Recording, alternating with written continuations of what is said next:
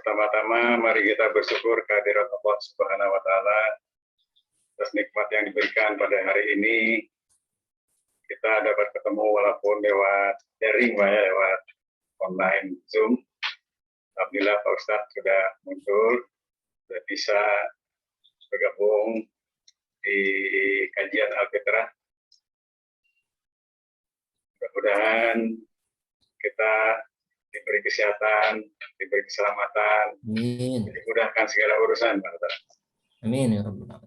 Selawat serta salam semoga selalu tercurah pada junjungan kita Nabi besar Muhammad SAW, Allahumma shalli wa sallim. para keluarga, sahabat, dan kita sekalian yang istiqomah menjalankan sunnahnya. Amin ya Rabbal Alamin. Baik, Pak Ustadz, dengan tidak berpanjang kalam dan pembukaan ini, untuk ini kami serahkan para Ustadz untuk memberikan tausiahnya. Kami persilakan. Terima kasih. Assalamualaikum warahmatullahi wabarakatuh. Waalaikumsalam warahmatullahi wabarakatuh.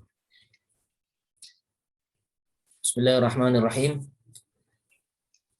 Ahyikum jami'an bi tahiyyatil Islam. Assalamualaikum warahmatullahi wabarakatuh. Waalaikumsalam warahmatullahi wabarakatuh. Innal hamdalillah nahmaduhu wa nasta'inuhu wa nastaghfiruh wa natubu ilaihi wa na'udzu billahi min syururi anfusina wa min sayyiati a'malina. May yahdihillahu fala mudilla lahu wa may yudlil falan tajida lahu waliyyan mursyida. Asyhadu an la ilaha illallah wahdahu la syarika lah wa asyhadu anna Muhammadan abduhu wa rasuluhu alladzi la nabiyya ba'dah. Allahumma shalli wa sallim wa barik ala sayyidina Muhammadin wa ala alihi wa sahbihi wa junudihi wa ansarihi wa man tabi'ahum bi ihsanin ila yaumiddin, amma ba'd. Subhanaka la ilma lana illa ma 'allamtana innaka antal alimul hakim. Rabbi shrah li sadri wa yassir li amri wahlul 'uqdatan min lisani yafqahu qawli. Asbahna wa asbahal mulku lillah walhamdulillahi la syarikalah la ilaha illa huwa wa ilaihin nusyur. Asbahna ala fitratil Islam wa kalimatil ikhlas wa ala dini nabiyina Muhammadin sallallahu alaihi wasallam wa ala millati abina Ibrahim hanifa wa ma kana minal musyrikin.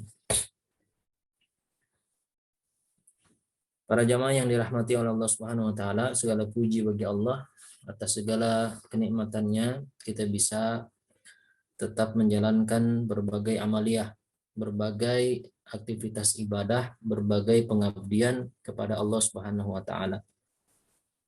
Dalam kesempatan yang baik ini, semoga waktu yang telah kita luangkan untuk menuntut ilmu ini mudah-mudahan menjadi amal soleh kita di sisi Allah Subhanahu wa taala. Dan tentunya kita berharap kepada Allah untuk senantiasa diberikan hidayah berada di jalan yang lurus sampai dengan akhir hayat kita. Sebagai kalimat iftitah, seperti biasa saya ingin menyampaikan kepada kita semua bahwa saat ini kita kembali melaksanakan kegiatan taklim secara online ya, karena memang offline untuk sementara waktu dilarang oleh pemerintah ya, tidak diperbolehkan ya, mengingat kasus COVID-19 yang semakin meningkat ya.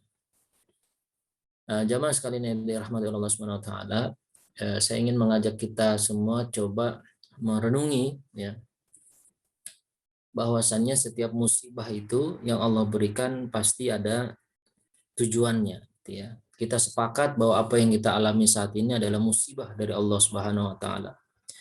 Kita sepakat bahwa musibah ini harus kita hadapi ya dengan penuh keimanan. Kemudian juga kita hadapi ya dengan optimal, dengan ikhtiar yang maksimal, dengan berbagai cara, baik preventif maupun kuratif ya, baik yang sifatnya pencegahan maupun pengobatan ya, itu bagian dari ikhtiar kita, dan semoga semua itu menjadi amal soleh kita, menjadi ibadah kita di sisi Allah Subhanahu wa taala. Nah, bagi seorang mukmin, kalau kita mengacu firman Allah ya di dalam surat Ar-Rum surat ke-30 ya ayat 41, Allah menyampaikan auzubillahi minasyaitonirrajim.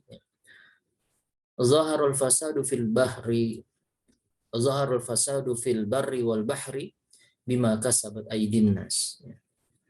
Jadi Allah menyampaikan di dalam surat ini, ya, mengawali ayat ini dengan kalimat zaharul fasad, ya, telah terjadi kerusakan, ya, fil barri wal bahri, ya, di daratan dan di lautan, bima kasabat aydin nas, disebabkan apa?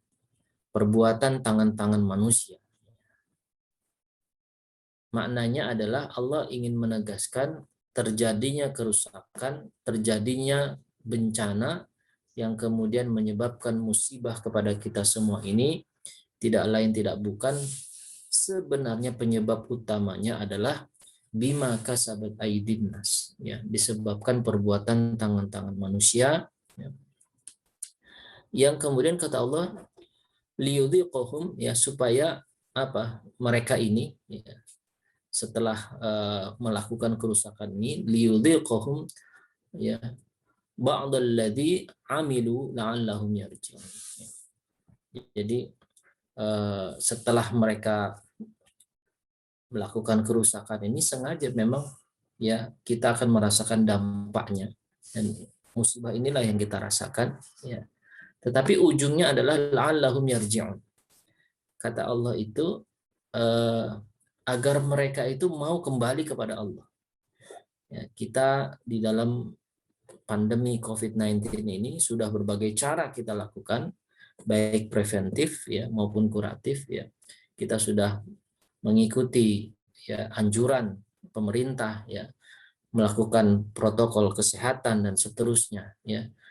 Segala cara ini kita sudah tempuh, sudah kita lakukan. Cuma pertanyaannya, apakah musibah ini menggiring kita, ya, la'allahum yarji'un, menjadi orang-orang yang kembali kepada Allah? Sudahkah kita kembali kepada Allah, atau jangan-jangan kita semakin menjauh dari Allah Subhanahu wa taala? Jadi adanya musibah, adanya bencana, ya, di antara tujuannya adalah mengembalikan semua makhluk Allah ini kepada Allah. Artinya Allah mengingatkan kita, kembali kepadaku, ya, minta kepadaku, doa kepadaku, ya. Nah, mungkin ini yang perlu kita maksimalkan. Jadi selain ikhtiar basyariah, ya, atau ikhtiar basyari, upaya-upaya kemanusiaan yang kita lakukan, ya, baik pencegahan maupun pengobatan, dengan berbagai macam ikhtiar yang kita lakukan itu, jangan lupa bahwa, ya, kita harus kembali kepada Allah Subhanahu wa taala, mendekat dan merapat kepada Allah Subhanahu wa taala. Nah, ini pula yang dilakukan oleh para nabi, ya, yang dikisahkan di dalam surat Al-Anbiya. Surat Al-Anbiya, nanti silakan dibaca di dalam surat Al-Anbiya surat 21, ya, ayat 83 itu sampai 90. Jadi di dalam surat Al-Anbiya itu, ya, ayat 83 sampai 90 itu diceritakan bagaimana para nabi, ya, terutama di situ yang dikisahkan bagaimana kisah Nabi Ayub alaihissalam, ya, kemudian Nabi Yunus alaihissalam dan Nabi Zakaria alaihissalam, yang mereka mendapatkan musibah dari Allah Subhanahu wa taala, kemudian mereka la'allahum yarji'un, ya, mereka ini, ya, kembali, ya, kepada Allah, ya, kembali meminta kepada Allah, ya, berdoa kepada Allah, dan akhirnya di rangkaian ayat itu kata Allah fastajabna lahu, ya. Jadi setiap doa baik yang dilantunkan oleh Nabi Ayub, ya, kemudian Nabi Yunus, ya, kemudian Nabi Zakaria, ya, kata Allah fastajabna lahu, ya, maka kami kabulkan, ya, baginya, ya, artinya Allah mengabulkan doa-doa mereka, ya. Nah, jadi ketika kita menghadapi musibah kemudian kembali kepada Allah, meminta kepada Allah, berdoa kepada Allah, ya, Allah jamin fastajabna lahu, ya, maka kami kabulkan baginya, ya. Ya, kita tahu misalnya kalau di dalam ayat 83 itu bagaimana Nabi Ayub alaihissalam meminta kepada Allah ya disembuhkan dari penyakitnya, gitu kan. Kemudian di ayat 85 ya sampai dengan 87 ya, itu juga dikisahkan ya, terutama yang dimunculkan di situ yaitu kisahnya Nabi Yunus alaihissalam ya. Kemudian apa? Fastajabna lahu, kami kabulkan baginya ya. Begitu juga Nabi Zakaria alaihissalam di ayat 89 ya, meminta keturunan, fastajabna lahu ya, kami kabulkan baginya. Dengan kata lain, bahwa musibah yang kita alami, yang kita dapati, semuanya itu datang dari Allah, sehingga kita harus kembali kepada Allah, kepada zat yang memang memiliki solusi, zat yang dengan kemahaannya mampu melakukan segala sesuatu, ya, memberikan ya solusi dan jalan keluar ya dari permasalahan yang kita hadapi. Ya, makanya sekali lagi, mungkin yang perlu kita optimalkan saat ini selain ikhtiar kita sebagai seorang manusia ya, baik bentuk pencegahan maupun pengobatan, marilah kita kembali kepada Allah Subhanahu wa taala. Kita lebih mendekat dan merapat kepada Allah. Bukan sebaliknya, justru lebih jauh ya. Semakin menjauhi Allah, semakin lalai dari ketaatan kita kepada Allah Subhanahu wa taala.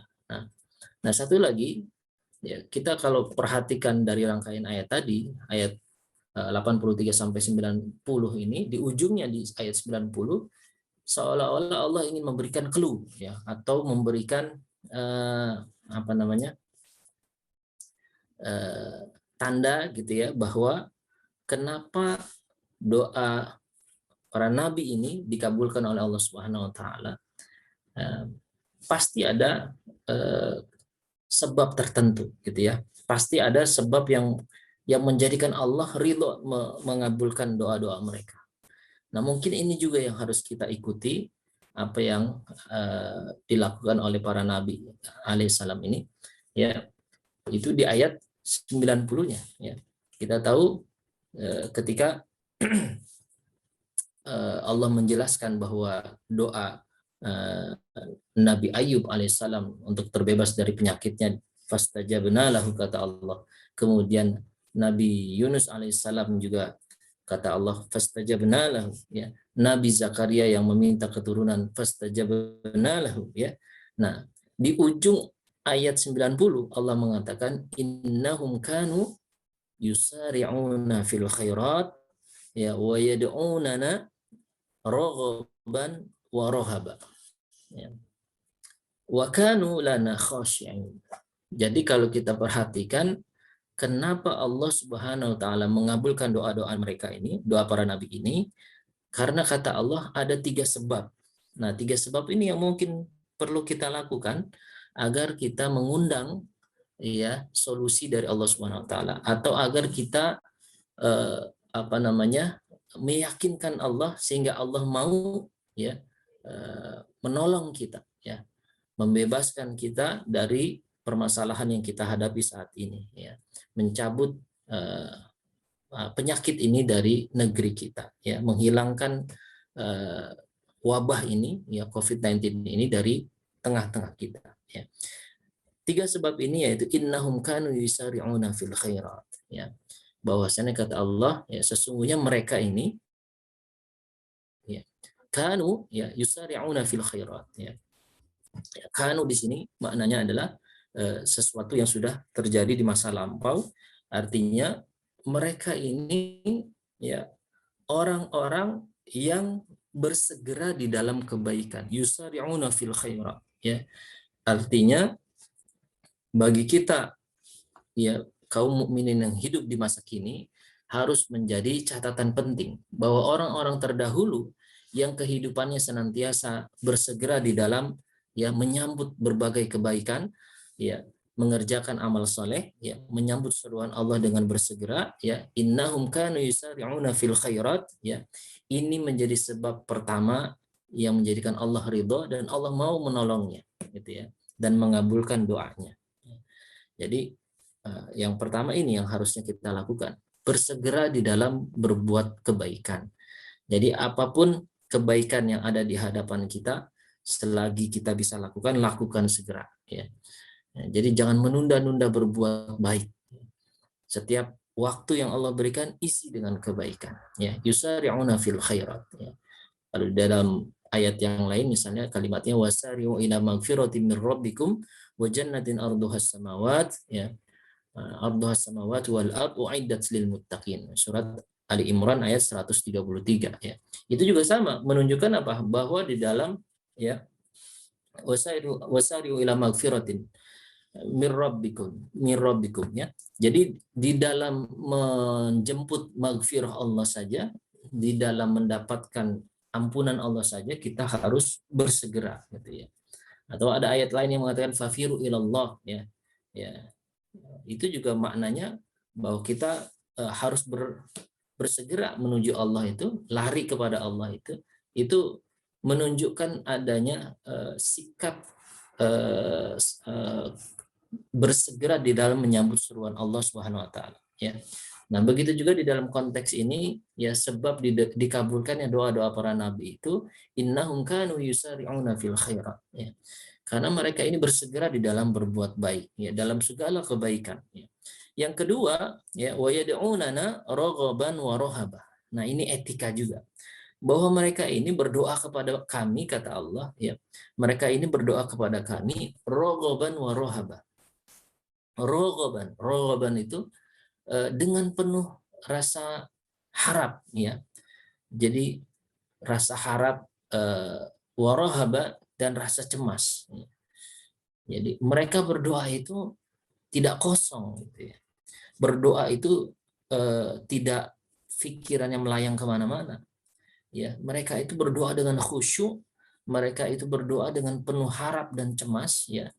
Jadi ada harapan yang sangat kuat, merengek kepada Allah, ya, berharap doanya dikabulkan, berharap Allah menurunkan bantuan dan pertolongannya, berharap Allah yang langsung bertindak, ya, memberikan solusi kepadanya, ya. Dan juga warohaba, ada perasaan cemas, ada rasa kekhawatiran, ya, di mana dia jangan-jangan doanya tidak dikabul karena kemaksiatan yang masih dia lakukan, ya. Jangan-jangan doanya terhalang karena dosa-dosa yang begitu banyak menumpuk di dalam dirinya, gitu ya. Jangan-jangan doanya, ya, tidak nyampe kepada Allah, ya, tidak didengar oleh Allah Subhanahu wa taala karena dia masih, ya, berbuat berbagai keburukan dan kemaksiatan, ya. Jadi raghaban wa rahaba, dalam berdoa itu ada etika yang harus kita lakukan, ya.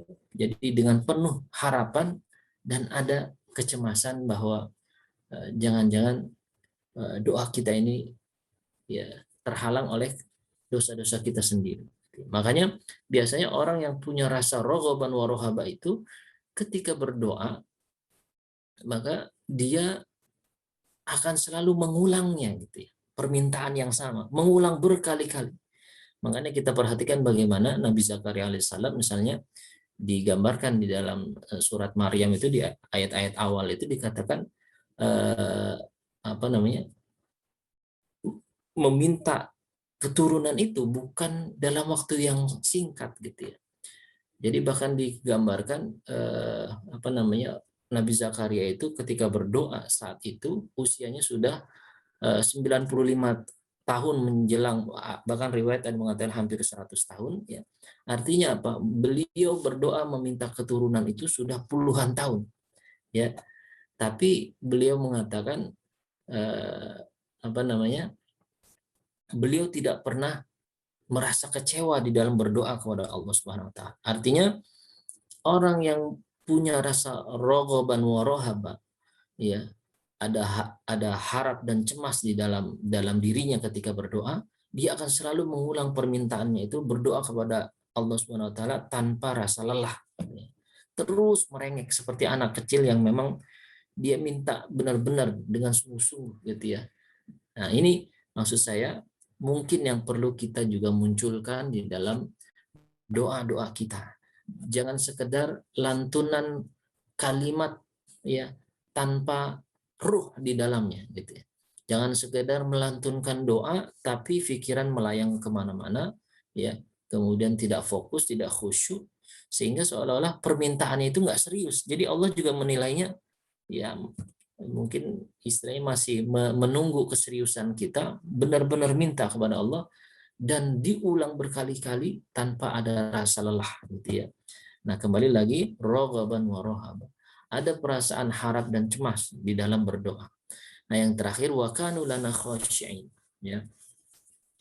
Dan mereka ini adalah orang-orang yang khusyuk ya, ya, adanya ketundukan hati. Jadi khusyuk di dalam segala hal. Ya, khusyuk di dalam ketaatan, khusyuk di dalam menjalankan ibadah. Nah, ini korelasinya dengan yang pernah kita bahas di pertemuan kita terakhir ya, bahwa penyakit yang dominan ya terjadi di masa kita yaitu apa? Diangkatnya khusyuk ya. Innallaha awwalu ilmin yurfa'u minal ardi al khusyuk gitu kan. Ilmu yang pertama diangkat dari muka bumi itu ya kata Rasulullah al khusyuk, yaitu kekhusyuan. Jadi sulit sekali kita mendapati orang-orang yang hidup di zaman kita ini memiliki kekhusyuan di dalam menjalankan berbagai ibadah, berbagai ketaatan kepada Allah Subhanahu wa taala ya. Jadi sifatnya hanya menggugurkan kewajiban saja. Ya, menjalankan ibadah ritual itu kayak rutinitas yang kosong, yang hampa gitu ya. Sholat ya sholat, tapi nggak merasakan, tidak juga meresapi dan merasakan betul ya dampak sholat itu di dalam dirinya. Gitu ya.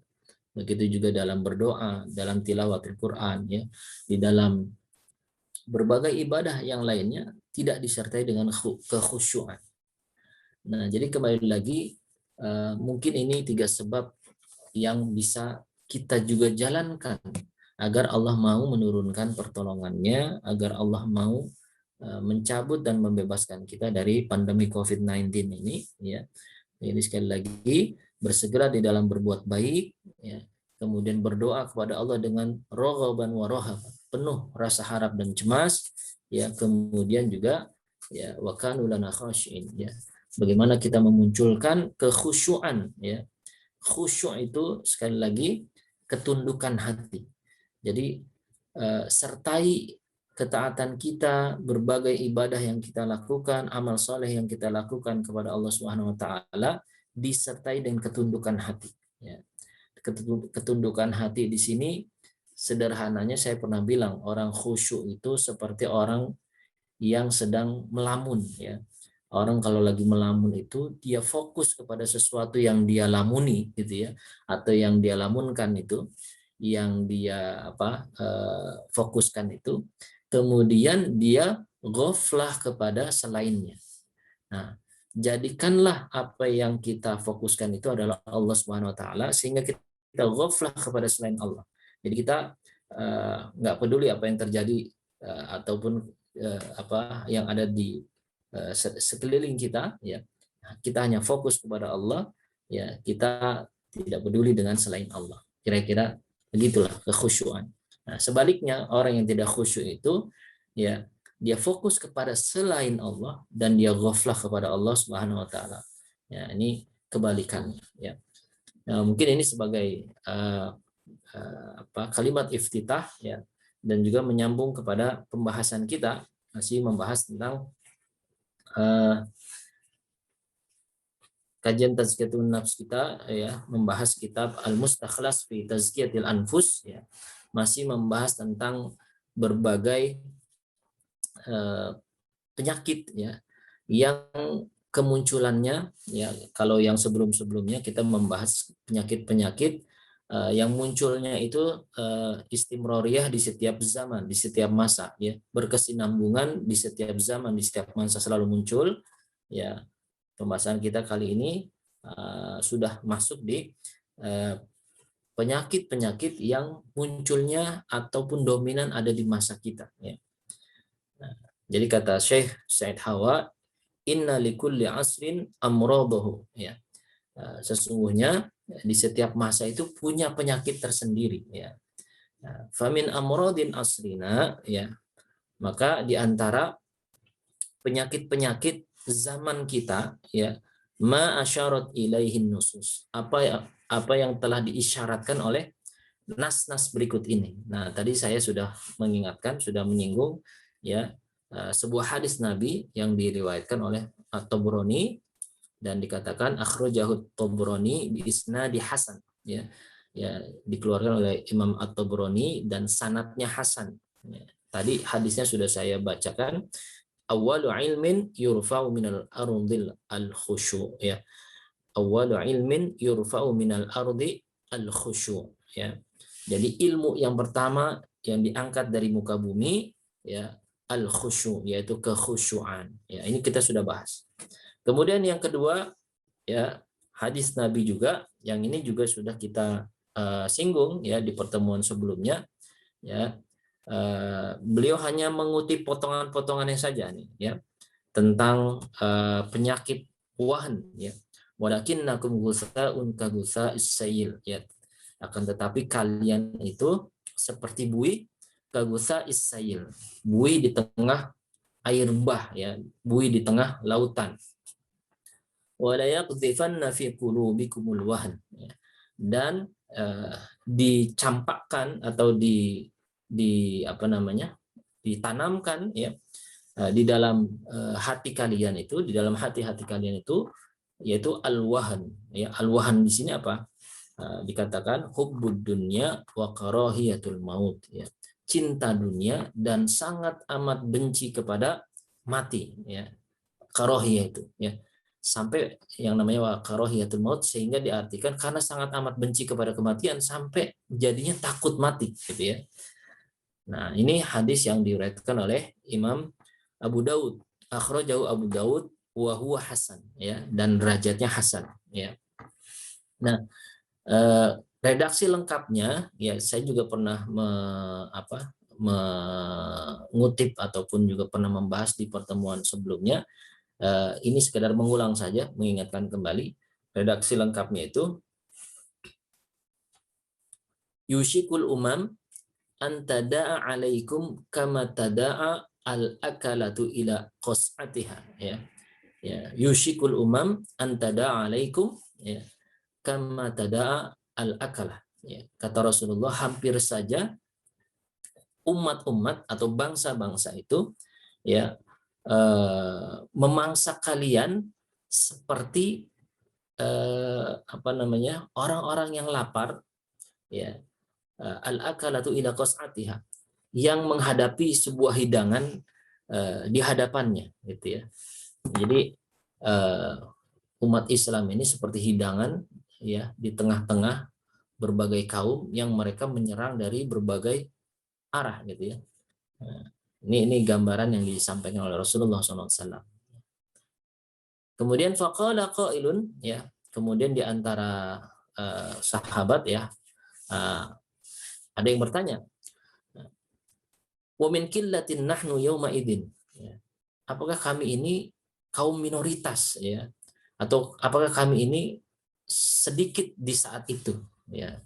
Kemudian kata Rasulullah, qala, ya, kata Rasulullah bersabda, bal antum yauma idzin katsir, ya. Akan tetapi, ya, pada saat itu kalian katsir, ya, banyak, ya. Baru yang tadi dikutip oleh Syekh Said Hawa, walakinnakum ghusaa'un ka ghusaa'is sayl.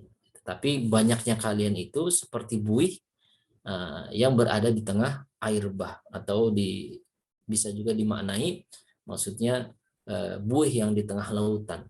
Kalau kita perhatikan buih yang di tengah lautan itu meskipun banyak, tapi dia terombang-ambing ke sono kemari, tidak memiliki kekuatan, ya. Nah, kemudian lanjutannya itu wala yanzi'annallahu min suduri aduwikum, ya, al-mahabah, ya. Jadi kata Rasulullah, Allah mencabut, ya, ataupun ya, Allah menghilangkan atau mencabut min suduri aduwikum, dari dada-dada musuh kalian, al-mahabah. Al-mahabah itu pakai hak besar, al-mahabah, bukan al-mahabbah, ya, beda. Kalau al-mahabbah itu kecintaan, al-mahabah, ya, al-mahabah itu rasa gentar, rasa takut ya dari dada-dada musuh kalian ya. Minkum kepada kalian, artinya rasa takut yang dulu pernah ada dari musuh-musuh Islam kepada kaum muslimin ya, karena memang kaum muslimin terkenal memiliki izzah, memiliki kemuliaan, memiliki kekuatan ya, sehingga mereka nggak berani berbuat macam-macam gitu ya. Tapi kata Rasulullah ya, Allah mencabut rasa takut itu dari dada-dada musuh kalian. Kemudian wala yaqdhifannallahu fi qulubikumul wahan ya. Kemudian Allah mencampakkan, menanamkan ya di dalam dada-dada kalian itu sebuah penyakit yang namanya al-wahan ya. Apa itu? Faqala qailun ya Rasulullah ya. Kemudian sebagian di antara mereka bertanya lagi ya Rasulullah, wa mal wahan ya. Apa itu yang dimaksud dengan wahan? Kemudian Rasulullah menjawab, hubbud dunya wa karahiyatul maut ya. Cinta dunia ya, dan sangat amat benci kepada kematian, atau ya dan takut akan kematian ya. Poinnya adalah bahwa penyakit wahan ini sangat amat bahaya ketika menjangkiti kaum muslimin. Kenapa? Karena seseorang yang sudah sangat amat akut mencintai dunia, maka dia akan menghalalkan segala cara demi ya mendapatkan keinginannya di dunia. Ya. Makanya kalau kita perhatikan bagaimana Allah sebenarnya sudah ngasih warning, ngasih peringatan gitu ya. Bahwasannya memang Allah Subhanahu wa taala sudah menyatakan di dalam surat Ali Imran ayat 14 itu, kata Allah, zuyyina lin-nasi hubbus syahwat minan nisa wal banin wal qanatiril muqantarah minadh dhahabi wal fiddah wal khailil musawwamah wal an'ami wal harth dzalika mata'ul hayatid dunya wallahu indahu husnul ma'ab ya. Jadi kata Allah Subhanahu wa taala, zuyyina linnas, telah dijadikan indah ya pada pandangan manusia hubbus syahwat. Nah, di sini kita bisa menyimpulkan ada kecintaan yang landasannya itu syahwat ya. Cinta yang berdasarkan dengan syahwat, sehingga apa, lawannya adalah ada hubbul iman, ada cinta yang berlandaskan dengan iman ya. Kalau cinta yang berlandaskan dengan iman, kita tahu misalnya di dalam surat Al-Anfal ayat 2 itu dikatakan, innamal mu'minuna alladzina idza dzukirallahu wajilat qulubuhum ya. Sesungguhnya orang-orang yang beriman ya, bahwasannya orang-orang yang beriman ya, kata innama itu sebagai adatul hasyr, sebagai bingkai, sebagai koridor ya, yang membatasi kata yang muncul setelahnya. Jadi ketika Allah mengatakan innamal mu'minuna ya, berarti al-mu'min ya, seorang yang dikatakan beriman itu kata Allah Subhanahu wa taala hanyalah gitu ya. Jadi hanyalah ya, idza dzukirallahu wajilat qulubuhum, ketika disebut nama Allah bergetar hatinya. Wa idza tuliyat alaihim ayatuhu zadathum imana ya. Dan ketika dibacakan ayat-ayat Allah ya, bertambah keimanannya. Jadi zadathum imana di sini menunjukkan apa? Adanya penambahan rasa cinta ya. Adanya penambahan keimanan ya, yang dirasakan orang-orang yang beriman ketika dibacakan ayat-ayat Allah ya. Nah, inilah yang dikatakan hubbul iman, kecintaan yang berlandaskan iman. Bahwasanya orang-orang beriman saking cintanya kepada Allah Subhanahu wa taala, disebut nama Allah saja bergetar hatinya. Apalagi dibacakan ya ayat-ayatnya. Ya. Bertambah keimanannya, bertambah kecintaannya. Ya. Nah, ini juga menjadi poin bagi kita. Kalau kita selama ini mendengar nama Allah disebut, tidak ada sedikit pun getaran di dalam hati kita, ya, kemudian dibacakan ayat-ayatnya kita tidak juga merespon dan tidak menambah ya kecintaan dan keimanan kita, maka bisa jadi itu menunjukkan kadar keimanan kita yang masih kurang gitu ya.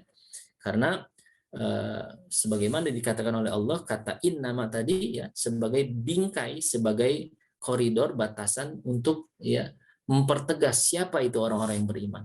Innamal mu'minuna alladzina idza dzukirallahu wajilat qulubuhum wa idza tuliyat 'alaihim ayatuhu zadatum imana wa 'ala rabbihim yatawakkalun ya. Dan orang-orang yang beriman juga bertawakal kepada Tuhan mereka, yaitu Allah Subhanahu wa taala.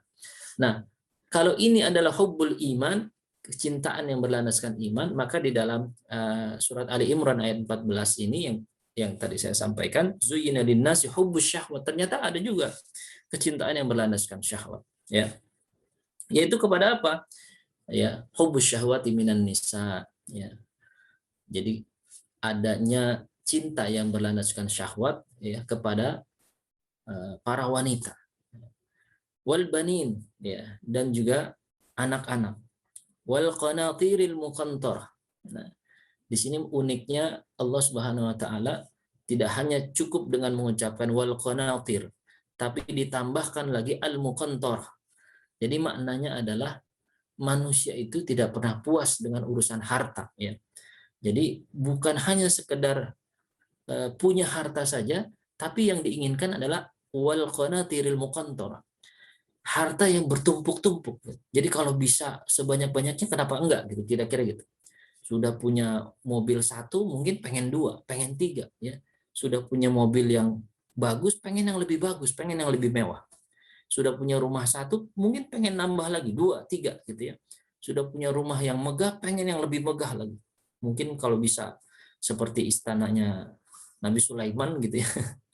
Nah, ini menunjukkan memang apa? Zuyyina linnas, sudah dijadikan indah pada pandangan manusia. Dan sekali lagi, hubbus syahwat, ketika memang cinta kita ini landasannya syahwat, maka kita akan terjebak kepada tadi ya. Ya, urusan cinta kita kepada wanita, kepada anak-anak kita ya, kepada harta yang bertumpuk ya. Kemudian apa? Wal khailil musawwamah gitu kan. Jadi khailil musawwamah itu apa namanya, kuda pilihan lah gitu ya, kuda terbaik gitu ya. Jadi kalau dikonversi ke zaman kita mungkin kendaraan yang paling mewah gitu ya, wal khailil musawwamah. Jadi memang sudah jadi tabiat manusia, senangnya begitu ya, punya kendaraan yang mewah, yang terbaik ya. Ya, wal an'am wal hars gitu kan, punya binatang-binatang ternak dan sawah ladang. Ini juga merepresentasikan apa namanya, punya investasi lah gitu ya, punya simpanan dan seterusnya. Nah, semua ini kata Allah Subhanahu wa taala memang sudah dijadikan indah dalam pandangan manusia. Tapi ketika rasa cinta kita ini bukan atas dasar syahwat, hubbul iman, ya, yang muncul adalah hubbul iman, cinta yang berlandaskan iman, maka kita tidak menjadi orang-orang yang cinta buta kepada yang tadi. Jadi boleh nggak kita mencintai wanita? Boleh. Mencintai istri kita, gitu ya. Mencintai pasangan kita. Wal banin, mencintai anak-anak kita boleh nggak? Ya boleh, gitu ya. Tetapi sekali lagi tidak berlandaskan atas dasar syahwat. Bedanya apa sih landasan syahwat dengan landasan iman? Contohnya begini.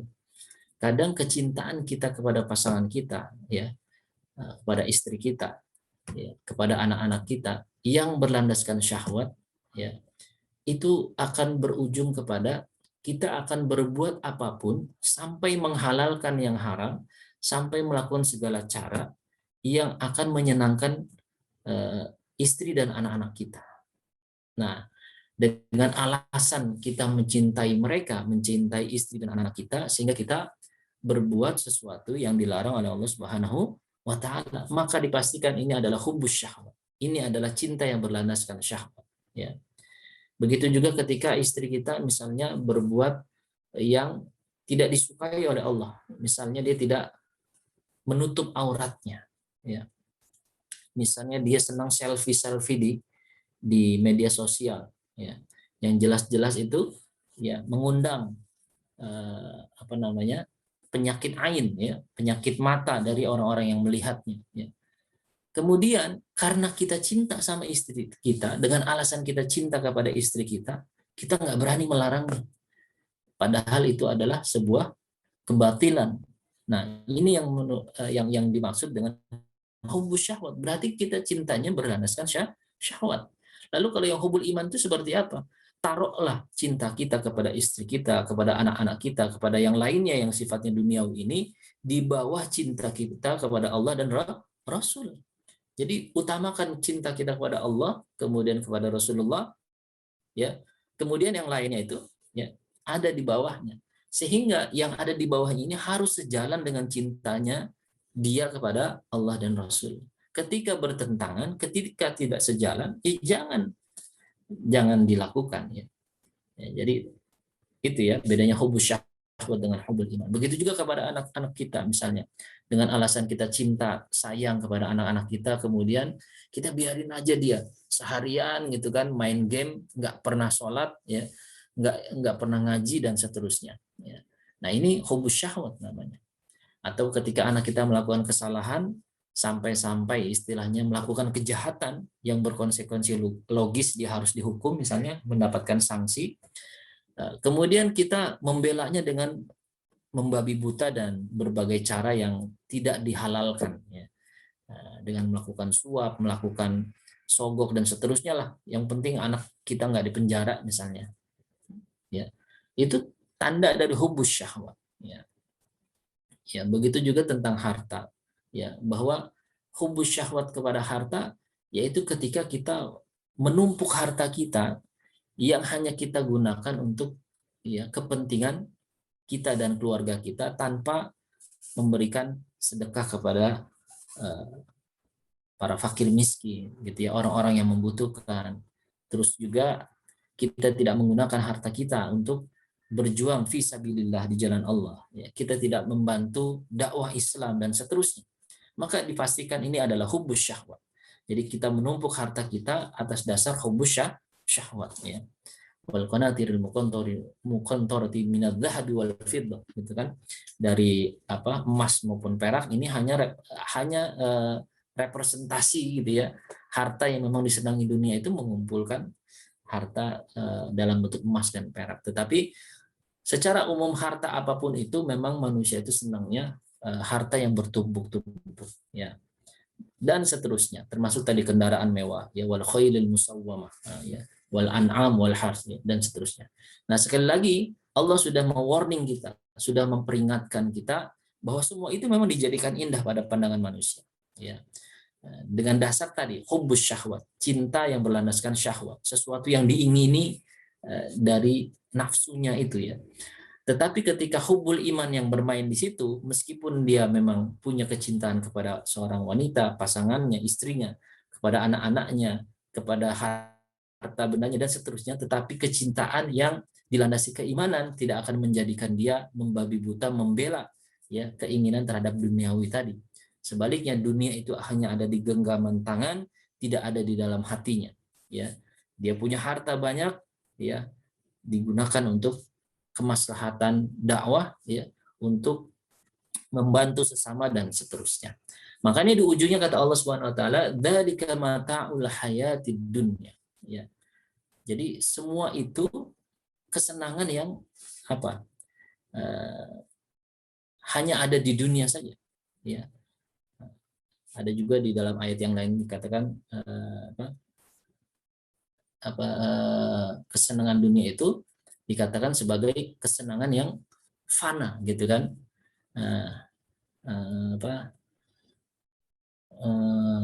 Saya lupa di surat surat Al-Hadid gitu ya. Dikatakan bahwa dunia itu hanyalah permainan, ya kan? Permainan, kemudian juga hanya candaan gitu kan.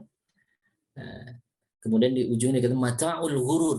Mata'ul ghurur itu apa? Kesenangan yang fana gitu, kesenangan yang menipu daya gitu kan. Artinya apa? Bahwa kesenangan yang tadi disampaikan oleh Allah Subhanahu wa taala itu terhadap wanita, terhadap anak-anak dan seterusnya itu hanyalah kesenangan yang ada di dunia yang kata Allah wallahu indahu husnul ma'ab ya. Dan di sisi Allah itu husnul ma'ab, tempat kembali yang baik. Maksudnya ada yang lebih menyenangkan daripada itu semua, yaitu di sisi Allah, yaitu surganya Allah. Jadi kita akan mendapatkan kesenangan yang lebih hakiki, yang lebih baik lagi, yang lebih nikmat lagi nanti di akhirat di sisi Allah, yaitu surga Allah. Ya. Sekali lagi, ketika kita ya mendapati hubbul iman, kecintaan berlandaskan iman terhadap yang tadi disebutkan oleh Allah Subhanahu wa taala, kepada wanita, kepada anak-anak, kepada harta benda, kepada kendaraan dan seterusnya. Nah, jadi kembali lagi memang sudah di warning oleh Allah Subhanahu wa taala, ini kita punya kecenderungan ya untuk mencintai hal-hal yang bersifat duniawi ya. Makanya al-wahn ini memang akan selalu ada di dalam istilahnya kehidupan manusia gitu ya. Jadi penyakit wahan ini, penyakit cinta dunia dan takut mati ini akan muncul ya di kehidupan manusia, dan ini menjadi warning juga bagi orang-orang yang beriman, jangan sampai kita terjangkiti oleh penyakit wahan ini ya. Jadi cinta dunia dan takut mati. Dan kita perhatikan di antara fenomena yang ada di tengah-tengah masyarakat kita, misalnya begitu kuatnya gitu ya kecintaan mereka kepada dunia, misalnya ditandai dengan bagaimana aktivitas di media sosial itu yang selalu dimunculkan adalah misalnya ya pamer kecantikan, pamer kekayaan, ya, kemudian pamer kemewahan dan seterusnya.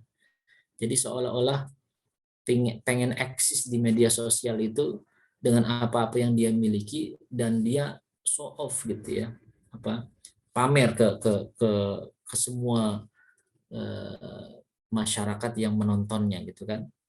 Ya, ini loh mobil saya yang mewah gitu kan. Ini loh rumah saya yang megah gitu kan. Ini loh saya yang cantik gitu kan. Ini loh istri saya yang cantik. Mana istrimu, kira-kira kan begitu. Ini loh liburan saya yang mewah gitu kan. Liburan saya di tempat-tempat yang mahal misalnya, dan seterusnya. Disadari atau tidak, sebenarnya ini menunjukkan adanya hubbud dunia, adanya cinta dunia di dalam hati kita, dan ini berbahaya ketika ini sudah benar-benar akut gitu ya, karena akan menjadikan seseorang menghalalkan berbagai cara untuk bisa mendapatkan hal tersebut, apa yang dikehendakinya terhadap dunia, apa yang diingininya selama hidup di dunia gitu ya, dan pada akhirnya waqarahiyatul maut, benci kepada kematian, sangat amat takut kepada kematian. Ya, makanya di dalam firman Allah diantaranya di dalam surat Al-Jumu'ah itu kan, innal mautal ladzi tafirruna fa innahu mulaqikum ya. Sesungguhnya al-maut ya, yang kalian lari darinya ya,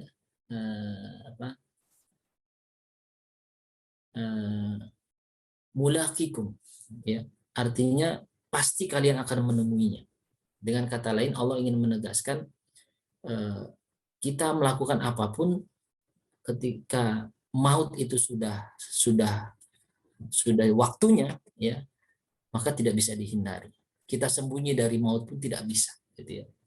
Tidak bisa lari dari kematian.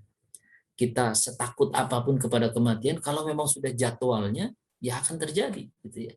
Maka apa yang perlu ditakuti, karena pada akhirnya manusia akan mati. Maka yang terbaik adalah seseorang yang memang mempersiapkan ya bekal untuk kehidupan setelah kematian. Ya, al-kayyis mandana ala nafsihi wa amila lima ba'dal maut ya.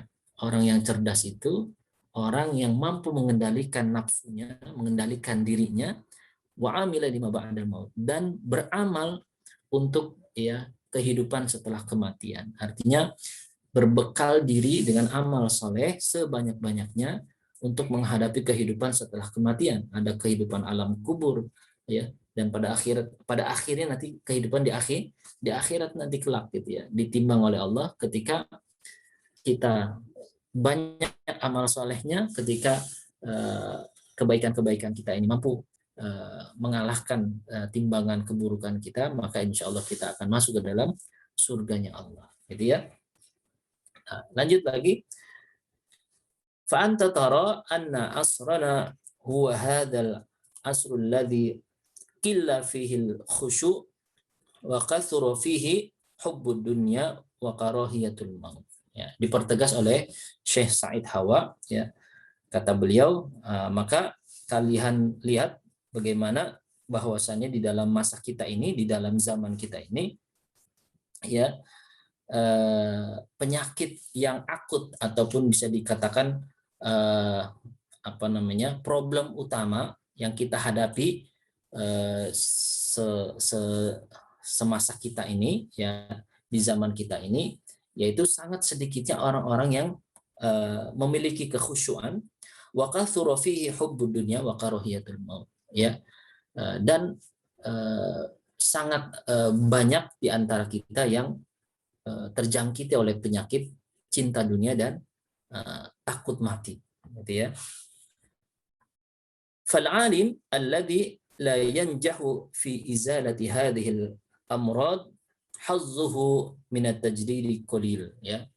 Jadi seorang syekh, seorang alim, seorang guru yang tidak berhasil, ya, di dalam fi izalati hadhil amrad, ya, di dalam menghilangkan, mengobati penyakit-penyakit ini, ya. Jadi beliau mengomentari penyakit-penyakit yang berlaku sepanjang masa ataupun yang hanya ada di masa kita, gitu ya.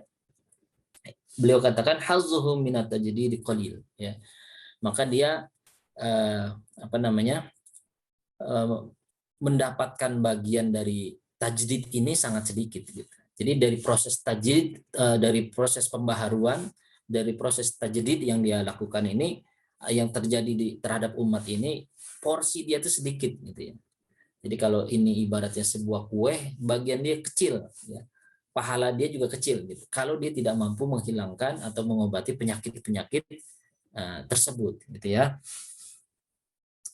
Kemudian fala budda lil alim ana yantaliku nasiyatal qudrati ala mithli hadha bihaitsu yuhissu bidzalika kullu min tatalamadza alaihi, ya. Jadi dia tegaskan lagi, seorang alim, ya, la budda di sini artinya harus, ya, tidak bisa tidak, ya. Jadi harus memiliki qudrah, ya, nasiyatul qudrah, ya. Jadi punya kemampuan, ya, untuk bisa melakukan terapi, gitu ya. Jadi beliau ingin menegaskan seorang alim itu memang dibutuhkan kemampuan yang kuat untuk bisa mengobati berbagai penyakit tadi, melakukan terapi kepada umat, gitu ya. Sehingga apa? Ya, dengan hal itulah, ya, orang-orang yang belajar kepadanya itu merasakan manfaatnya, gitu ya. Jadi beliau ingin mengatakan seorang alim yang tidak punya kemampuan mengobati penyakit-penyakit tadi, selain porsinya dia dari tajdid itu kecil atau sedikit, ya, dan yang paling penting juga, muridnya nantinya yang belajar kepadanya tidak mendapatkan manfaat darinya, gitu.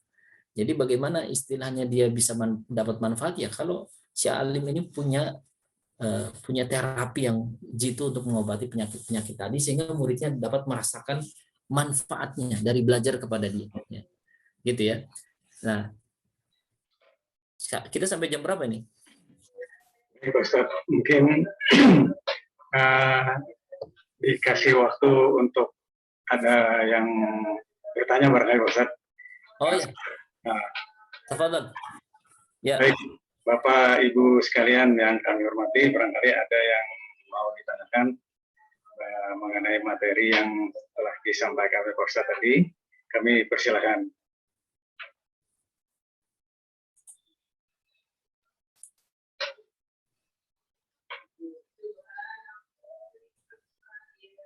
Tampaknya belum ada, Pak Ustaz, ya. Mungkin kalau memang tidak ada, kita seperti kebiasaan di masjid sampai waktu suruh. Ya, ya. Ini ke sekarang kalau saya sudah waktu suruh. Baik, mungkin kita sampai di sini dulu, Pak Bada.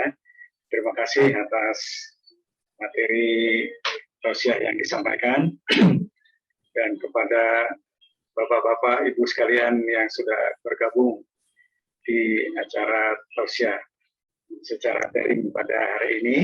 Kami ucapkan terima kasih dan insya Allah ini akan kita lakukan pada setiap setiap Sabtu dan Ahad melalui daring. Mohon juga tetap bergabung di acara ini. Baik Pak Ustadz, mungkin itu bisa ditutup. Kami ucapkan terima kasih.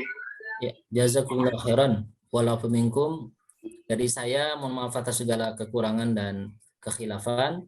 Assalamualaikum warahmatullahi wabarakatuh. Waalaikumsalam warahmatullahi wabarakatuh. Terima kasih Pak Ustadz, terima kasih Pak Yazid.